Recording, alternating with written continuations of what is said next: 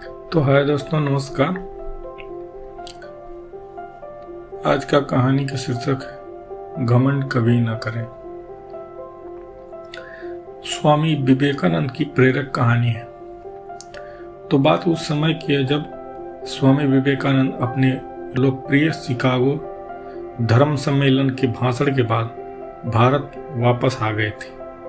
अब उनकी चर्चा विश्व के हर देश में हो रही थी। सब लोग उन्हें जानने लगे थे। स्वामी जी भारत वापस आकर अपने स्वभाव अनुरूप भ्रमण कर रहे थे। इस समय वे हिमालय और उसके आसपास के क्षेत्रों में थे।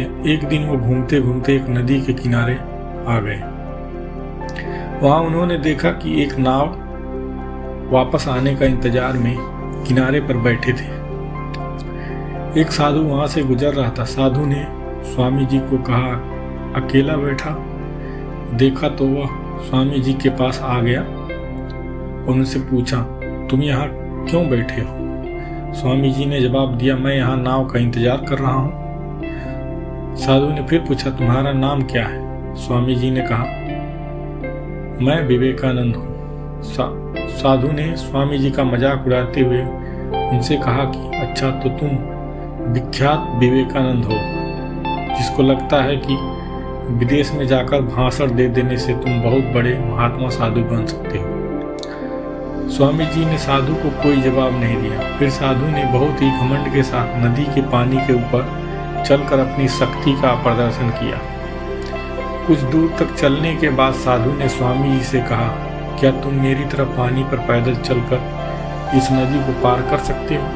स्वामी जी ने बहुत ही आदर और विनम्रता के साथ साधु से कहा, इस बात में कोई शक नहीं है कि आपके पास बहुत ही अद्भुत शक्ति है, लेकिन क्या आप मुझे बता सकते हैं कि आपको यह असाधारण शक्ति प्राप्त करने में कितना समय लगा? बहुत ही अभिमान के साथ साधु ने जवाब दिया कि यह बहुत ही कठिन कार्य था। मैंने 20 सालों की कठिन तपस्या और साधना के बाद यह महान शक्ति प्राप्त की है। साधु का यह बताने का अंदाज बहुत ही अहंकार भरा था। यह देखकर स्वामी जी बहुत ही शांत स्वभाव में बोले, आपने अपनी जिंदगी के 20 साल ऐसे विद्या को सीखने में बर्बाद कर दिए जो काम एक नाव 5 मिनट में कर सकती है। आप ये 20 साल निर्धन बेसहारा गरीबों की सेवा में लगा सकते थे या अपने ज्ञान और शक्ति का प्रयोग देश और देशवासियों की प्रगति में लगा सकते थे, परंतु आपने 20 साल सिर्फ 5 मिनट बचाने के लिए व्यर्थ कर दिया। यह कोई बुद्धिमानी नहीं है। साधु सिर झुकाए हुए खड़े रह गए और स्वामी जी नाव में बैठकर नदी के ऊपर किनारे चले गए। कहानी से सीख इस प्रकार इस कहानी ने हमें बताया कि ज्ञान और शक्ति का सही प्रयोग आवश्यक है। किसी शक्ति को प्राप्त करने के लिए यदि हम उस पर घमंड करते हैं तो यह मूर्खता है।